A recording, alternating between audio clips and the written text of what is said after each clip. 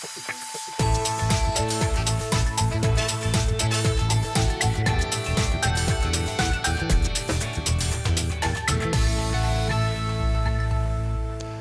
het is dinsdag 20 januari. Dit is Bient. Miljoen aan tafel Paul Borgaerts. Maar gevaar voor eigen libben onderzoekt hij eeuwenoude binten in Friesland. Freek Kramer die leende jild van vreemden van zijn theatercafé en het water succes. En Oebele Brouwer, hij wordt een van de belangrijkste misdierbestrijders van het land. Hoewel we niet kunnen garanderen dat er geen aanslagen zullen plaatsvinden, wordt door politie, door veiligheidsdiensten en de NCTV in redelijkheid alles gedaan om dit te voorkomen. Ja, dus maar alle mensen bij elkaar en Joost in de poppen, dat is wel bijzonder, of net? Ja, dat is ook wat. We hebben natuurlijk al vol langer dwaan met jihadisme. De boppen op. Het had natuurlijk nog wel even versnelling gekregen naar Parijs en Luik en neem maar op. Ja, en dat ik de aanstel wat die budgetten ken, dat is dus wel heel nieuwsgierig. Ja, je moet je warm rennen, want er gebeurt een heel soort. Nou ja, een heel soort mensen. Ik op de Eftegroen, mensen van de veiligheidsdienst en van de politie, maar ik van het ministerie. En dan maak ik aanstel wat er maait, want dat pik ik wel grutsk op. Ja, oké. Nou, zal zien hoe je het dwan zullen. Nou, en ik joet, en dat moet je zeker zien, hebben we weer een hilarische aflevering van de reisfilm van Emiel van de Hoenekop naar Portugal. Maar eerst de kathedraal van het landschap. Want zo omschreeuwt mijn eerste gast de eeuwenoude borkerijen in Friesland. Paul Borgaerts, die klauterde al 64 keer naar de nok van een pleats om het bindwerk daar te onderzoeken. Ja, je moet wat doen uit je vrije tijd, hè. Nou, wat begon als hobby rint nou eigenlijk uit op een serieus internationaal onderzoek. Ja, welke Borgaerts? Middag. Ja, je bent echt een klauteraar, hè? Helemaal tegen de bind niet. Ja, een klipgeit. Ja, je moet nogal klimmen om het onderzoek te kunnen doen, dat is waar. Ja, en Joet wie er een speciale dag eigenlijk wel in, want jij zelf op eigen hout zie 64 plaatsen onderzocht. Dus het is zien van hoe oud ben die binten en dergelijke. Ja. En ook kreeg je hulp van een Duitser. Ja, dat is het volgende stadium. We hebben afgelopen jaren nog een pilot gedaan. Dat betekent dat die eerste 65 die u noemt, die zijn ingemeten. Daar zijn er een aantal van zijn dendrochronologisch onderzocht. Dat is dat je boorstalen neemt en dat je ook kunt bepalen hoe oud het hout is. Dat heb je Joet die, hè? Dat hebben we vandaag ook gedaan, want vandaag is namelijk de eigenaar van het laboratorium uit Duitsland gekomen. Die de analyse maakt van de boorstalen. En daar hebben we nog wat verfijningen in hoe je nog beter kunt boren, hoe je nog betere resultaten kunt. Ja, maar dat klinkt al hier nog vrij theoretisch. Ja. Er moet ergens bij jou een passie ontstaan wezen van die bienen. Ja, klopt. Hoe zit dat? Nou, ik heb met mijn vrouw in 2000 een boerderij gekocht in Friesland. Die hebben we zelf gerestaureerd. Daar had ik aardig kijk gekregen op hoe zo'n gebouw in elkaar zat. En ook bewondering. Die gebouwen zijn erg knap gebouwd. En toen ben ik voor interesse naar het Tresor gegaan om archiefonderzoek te doen of ik nog dingen over de boerderij kon vinden. En die waren er echt heel veel. Vanaf 1500 is er al, ik weet niet wat, beschreven over de boerderijen. Van de Scrok, hè, is het? Ja, Scrok, maar van heel Friesland is er heel erg veel materiaal in Tresor te vinden. En toen heb ik van de boerderijen om mij heen een aantal duizenden bladzijden transcripties geschreven van die boerderijen. En in een van die oude actes vond ik een verhaal over een boerderij vlakbij mij naast, hoe die gebouwd was en wanneer die gebouwd was. En dat was zo interessant. Ik ben naar die beste mensen toegegaan om ze dat te vertellen. Ik denk, het is natuurlijk heel leuk om te horen dat je zo'n oude boerderij hebt. En toen bleek die boerderij net afgebroken te zijn. Oh. Ja, dat vond ik jammer. Op zich is het te begrijpen, want je kan niet alles in stand houden. Tijden hebben tijden. Maar toen heb ik gedacht van ja, wat weten wij hier eigenlijk van? En toen heb ik mijn eigen boerderij laten onderzoeken en die bleek uit 1660 te zijn. Dat was eigenlijk het startschot, want toen keek ik om me heen en toen dacht ik, ach, er zijn hier veel meer boerderijen die minstens zo oud zijn. En wat wil nou? Dat is natuurlijk 17e eeuws, 1600. Dat is VOC, dat is Gouden Eeuw. Dat is heel lang geleden. Dat is 300-400 jaar geleden. Zo oud zijn heel veel bindwerken. En toen heb ik dus een aantal boerderijen opgemeten en dendrochronologisch onderzocht. En toen is dus inderdaad gebleken... Dat is met die boor, hè? Dat is met die boor, daar nemen die boorstalen. En toen is gebleken dat inderdaad een heleboel gebouwen daadwerkelijk zo oud zijn. En nog wel ouder, toch?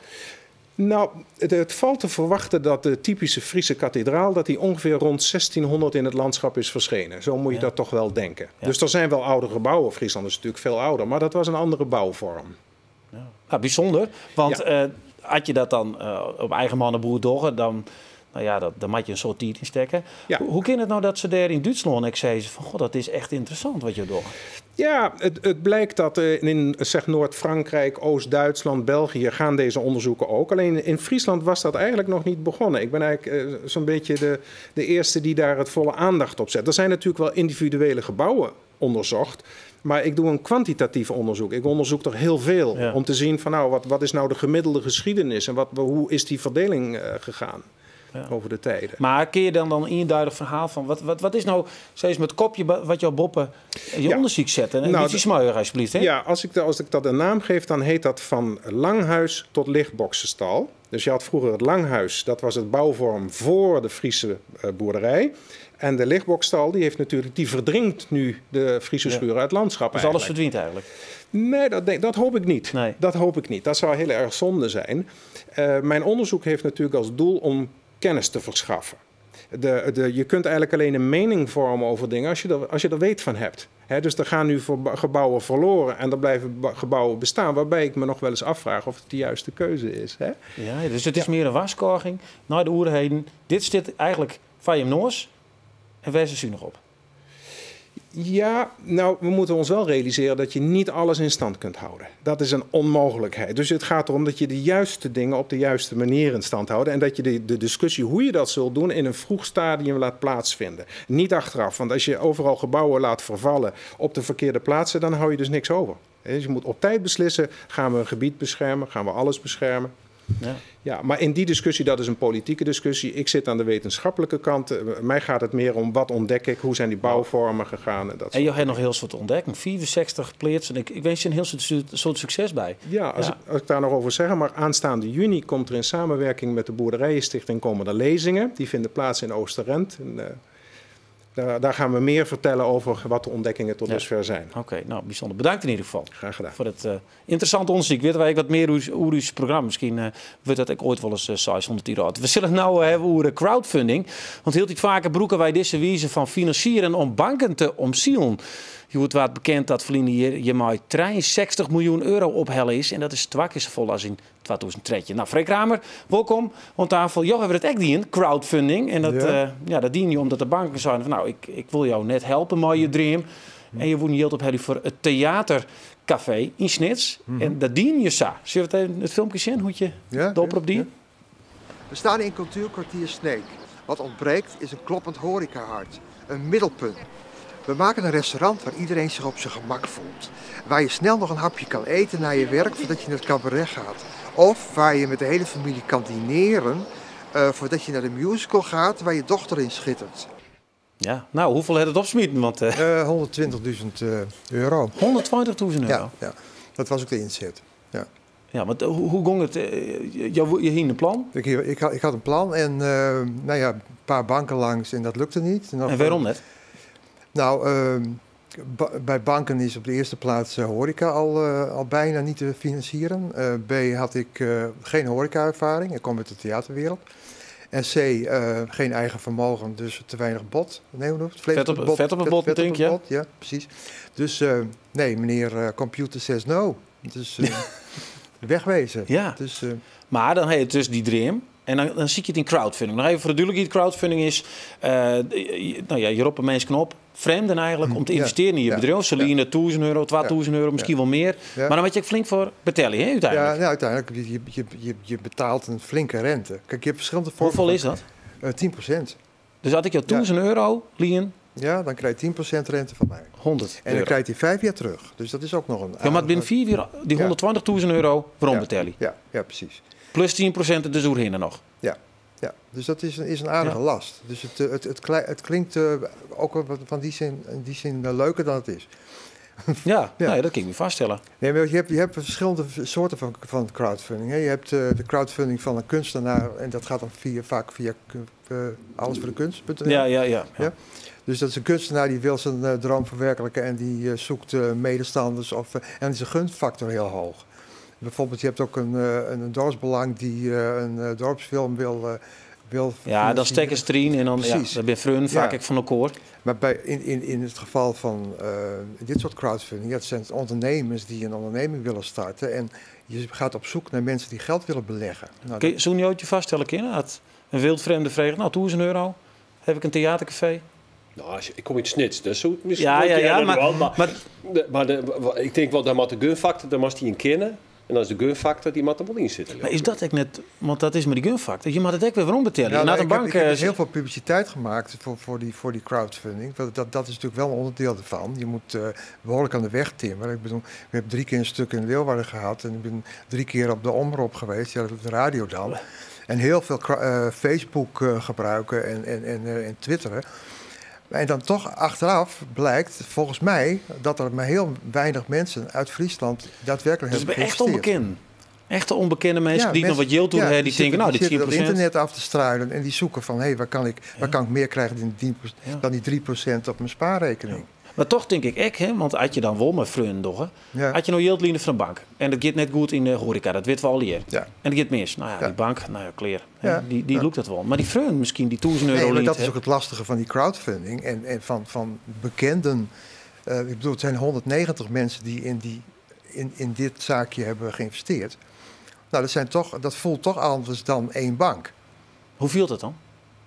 Nou, ik heb niet dat ik nou persoonlijk met 190 mensen te maken heb. Maar je bent toch verantwoordingsschuldig aan 190 mensen ergens. Maar viel jou druk? Nou ja, vind ik wel iets van een druk, ja.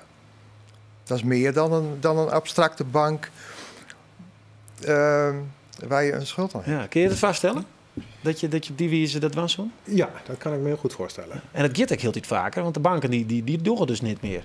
Nee. Ik vertel Freek net dat ik ontdekte dat het in de 16e eeuw standaard was dat er zo gefinancierd werd. Ja, dus hele families brachten met elkaar allemaal som geld en buren en omgeving brachten sommen geld samen in vorm van obligaties, maar dat is eigenlijk hetzelfde. Ja, Achmea is toch gek zo ontstaan, omdat er al hier... Maar neemden ze toen al crowdfunding? Nee, meeskipstype. Ik denk dat ze oorlog hadden met de Engelsen. Dus, ja. Is dat de Friese woord? Meeskipstype, ja. Maar Job bent een mooi voorbeeld, dat is slagen. Denk je dat je uiteindelijk, want het rent goed, ik jaren van een collega die het BOS te sneuren, die zei, dat is gezellig. En het past er perfect bij. Volgens mij hebben we een goed product neergezet. Dus mensen voelen zich er thuis, voelen zich op hun gemak. Er komen steeds meer mensen van het theater na afloop even wat bij ons drinken. Ja. Dus op zich loopt het goed. We zijn bezig om een leuke klantenkring op te bouwen. Dus het rent goed. We zorgen in de cijfers dat het dus een boost heeft. Het wak is een volle opbracht. Wat zou nog een tip wezen voor de mensen die het zo'n idee hebben? Van jou? Wat zou je het wel matten? Nou, zorgen op de eerste plaats voor een heel goed ondernemingsplan. Want ik bedoel, ook een site als geldvoorelkaar.nl beoordeelt een plan gewoon op cijfers, op prognoses, op marktonderzoek, et cetera. En gebruik maken van de media. Ja. De boer op. Nou, dat heet goed in. Dat heet goed. Ja. En dat succesverhaal mag ook wel eens verteld worden. Ja, goed. Oké. Ja, we zullen wel heel wat doorstellen, want we rieden deze week maar Emiel van de Hoenekop. En hij gaat naar Portugal, daar heeft hij vast geen crowdfunding voor hoor. Want hij luidt de 2400 kilometer aan in een oude Mercedes om daar op te trainen. Nou, Njonk is in Zwergen, stapte ek, uw verslagjouwer Eduard Rekker in. En zorg naar uw deel 2 van de Road Movie.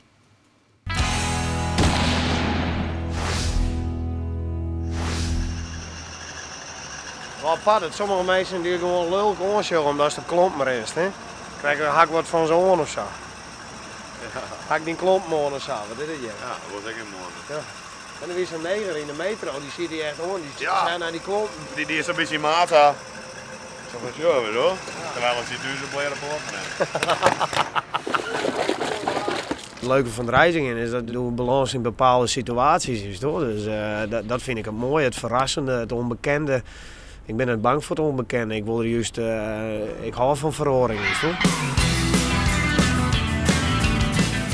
Hij was misschien een inspiratie uit, dat je op reis bent. Want toen had de Hoenekop uiteindelijk betocht in Australië op reis. Wat ik mooi vond in Australië is net typisch het land zelf of zo, daar gaat het net om. Maar ik ga een jaar lang gewoon van dag tot dag leefd. En de vrijheid die is dan veelst. Ja, dat haast dus net. Haast een hypotheek en de administratie die haast dus door. En er leidt altijd post op een matte. Dan gaat die telefoon, dan krijg je e-mails, dan krijg je apps en weet ik veel. Dat gaat altijd maar terug. Maar in Australië ben ik gewoon vrij. Ik had een vlucht geboekt, maar ik wil graag even doorgeven dat ik niet meer meega. Ja, die vliegmachine die vallen ook met bosjes uit de lucht tegenwoordig. Dus ik denk, ga maar met de auto. Terugreizen ook niet, want ik denk dat die auto het wel volhoudt. Nou, maar als de centen opwien, zag ik werk. En dan zag ik werk in een straal van 2000 kilometer. Als hij zei van ja, ik kan werk verdienen, maar 1000 kilometer verderop heb ik in een auto en reken naar daar. Dus het is best net boeren op een plak, wist je? Ik druk mijn vinger erin, bof weer. Alles onder de chocolade, alles eronder. Het stuur, het raam en van alles. Met deze reis pak ik even dat gevoel, wist je? En dat had ik de meisje mij al die uren in die auto zetten, wist je? Dan was de kop helemaal leeg, wist je? Het is lekker om die hinnen te zien of de best aan het rijden, maar liever mij graag rijden, daar ga ik dan weer een voordeeltje van, wist je? Dus ik vind het schitterend, joh.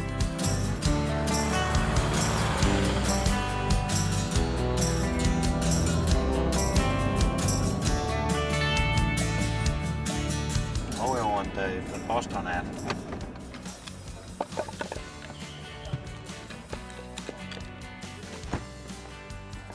Dan krijgen we zijn prijzen wat in.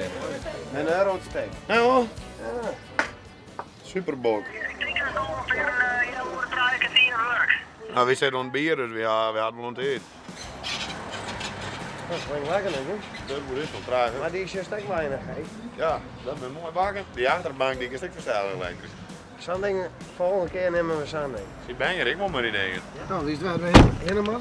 Nou, dat mag we niet voor, hè? Hoe vier we Alle maten gaat afskieten. Ja, boet een auto. Godverdomme, die waait mijn auto in. Goeiedag, jongen. Hoe gaat? Ja, best wel. Ik weet al wat begonnen aan bier. Ik denk dat ik wacht, maar dan kunnen we beter bier drinken. Hè? Maar wij niet inhouden? Ja, hè? Ja, ik zeg het meer, hè? Maar krijg mij eerst nog een flesje bier.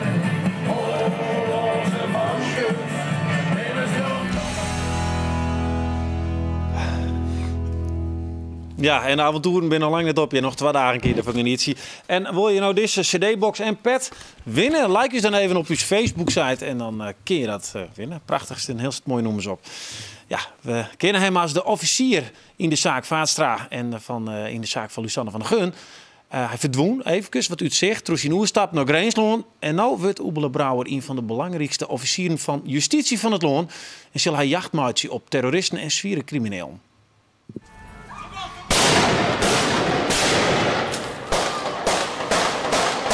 De bedoeling was om een prominente Belg te ontvoeren. Prominente Belg die werkt voor de politie.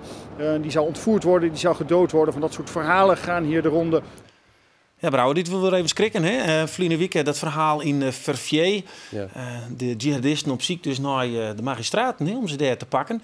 Nou weet ik dat je vrouw zei net van, nou, dit is een stap vanuit het veilige Greensloon naar het landelijk pakket. Soest het wel dan. En zelfs je mem het dat zijn, van soest het wel dan. Dat wordt wel heel link. Ja, als dit zoals dan kletsen te wel in. Ja, ik begreep ze wel eigenlijk. Ja, zoals zou me net vragen van Oebele Brouwer doe maar zelf met jihadisme.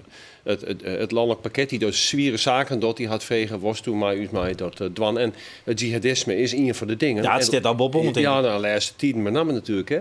Want de situatie nou in Nederland, maar ik in Parijs en neem maar op, is net meer Sativi en Moine-Verlien. Nee, maar zet even de poppetjes goed af, want ik geloof dat je weer rechercheofficier bij het landelijk pakket, er is nou één van. Jo komen erbij, want het zal wel druk wezen. Ja. Wat doe je? Dat voor knokkers draaien. Ja, je moet zo zien, er is een club van ongeveer 44 officieren die het al je bot ondervinding hebben met grote zaken. Nou, Big Leagues Koos Plooien, waar kent hem net, is er één van, die doen de grote zaken. En wie hing de liquidaties, hè, door die Amsterdam. Ja, dat weet ik. En wie stuurde dan ik aan, hoe je eerst maar de opsporingsmethoden. Hokkerzaak pakst, want als de ene dorst, dan kist de oren net waan.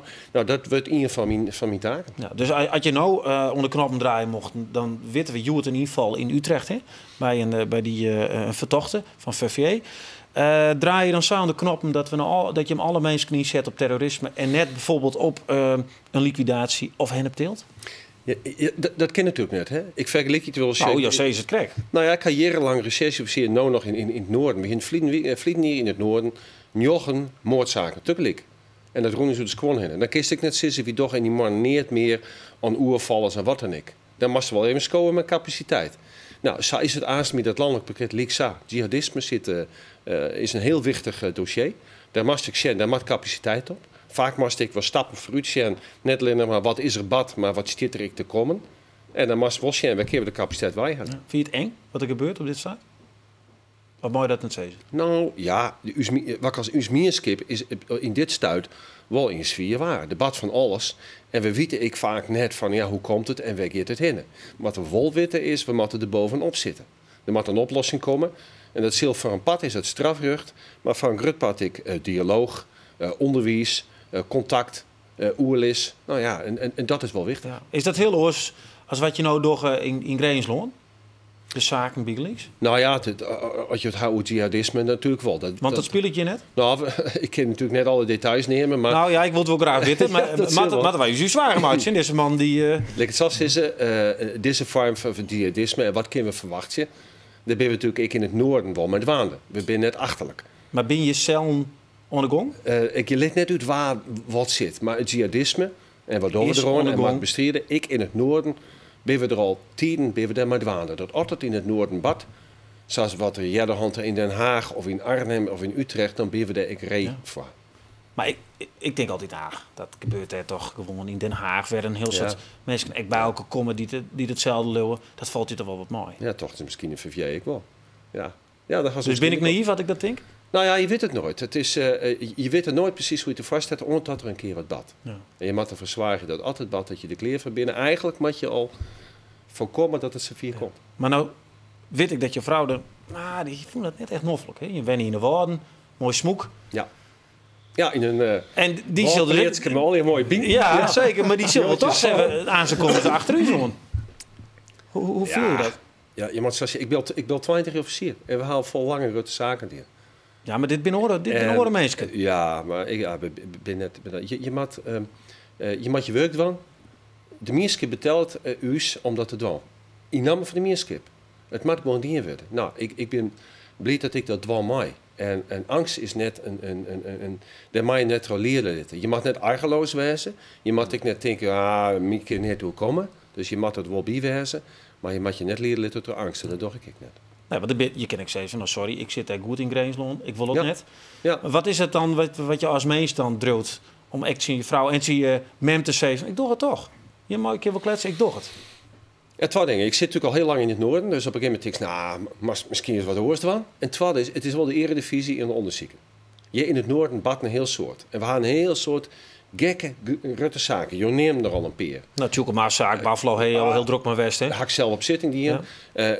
Juster en Joert stieven mij een verschrikkelijke moordzaak van een 20-jarige famke in de zitting in Reens. Rutte zaak, het landelijke aandacht.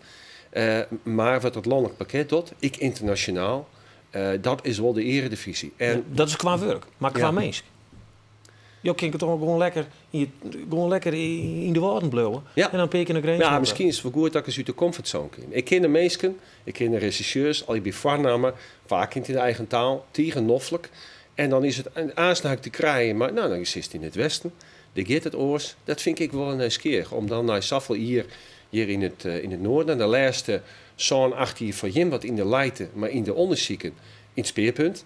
Maar voor de boetevrouw wat meer in de Leiden. Omdat aanstaan voor het heel land te doen. Ja. Je bent met alle respect net de jongste meer. Hè? Dit is misschien wel je laatste klus. Ik zei net verkeerd bedoeld.